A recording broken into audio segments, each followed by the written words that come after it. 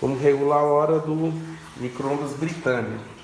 Esse modelo aqui é o BMO 34EB. Então vamos lá. Depois ligou na tomada. Vem aqui no relógio. Escolhe se quer 12 horas ou 24 horas.